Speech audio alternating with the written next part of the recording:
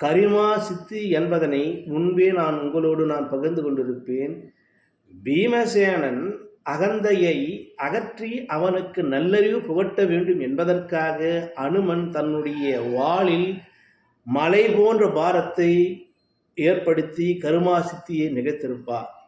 அதே போன்று இறைவன் சிவபெருமான் கரிமா சித்தியை நடத்தினார். ஒரு சமயம் இந்த மாணிக்க வாசகர் பாண்டியனிடமிருந்து பொற்கிழியை பெற்று குதிரை வாங்க எத்தமிக்க முடியாதனால் அந்த பணத்தையெல்லாம் சிவபெருமானுக்காக செலவிட்டார். இதை அறிந்த சிவபெருமான் திருவிளையாடலை ஏற்படுத்தி தான் குதிரை சேவகனாக வந்து நல்லுறி புகட்டிருப்பார் பாண்டிய மன்னருக்கு. அதே போன்று இந்த சிவபெருமான் முதிய ஒரு அடிவில் வந்து ஒரு தட்டை எடுத்து கொணர்ந்து இதை வீரர்களும் அது அகற்றுமாறு எடுத்து செல்லுமாறு ஒரு லீலை நடத்தியிருப்பார். அப்போது வீரர்கள் அது எடுக்க முடியாத நிலை வந்தது.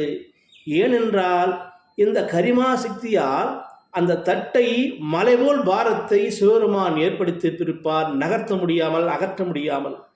அப்படி பல பேர் நூற்றுக்கணக்கான வீரர்கள் கட்டி இழுத்தும் வர முடியாது, யானைகள் இழுத்தும் வர முடியாத ஒரு லீலையை சிவபெருமான் இந்த உலகிற்கு கரிமா சித்தி என்றால் என்ன, இந்த சாதாரண ஒரு தட்டில் மலையளவு பாரத்தை கொடுத்து இந்த பாண்டிய மன்னனுக்கும் போர் வீரர்களுக்கும் நல்லறிவு புகட்டிருப்பார் சிவபெருமான்.